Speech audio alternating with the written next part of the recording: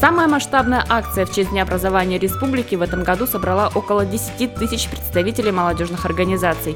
Участники прошли от сквера имени Максима Кировича Амосова до площади Орджоникидзе. Шествие стало традиционным, и в этом году, как отметили организаторы, в ней приняло участие рекордное количество молодежи. Настроение отличное, идет шествие, принимаю участие уже 4-й год. Очень позитивно все. Мы сегодня вывели 1500 человек на эту колонну, это только от нашей организации.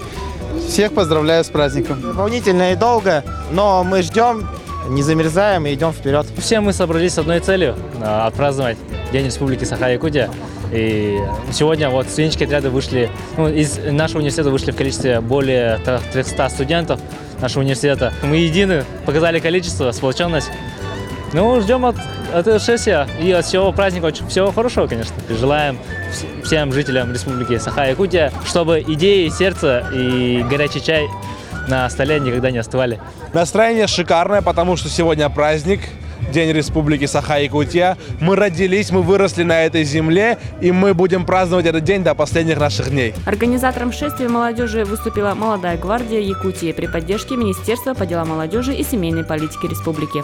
Надежда Ефимова, Денис Попов, Каролина Босикова, ИСЯ.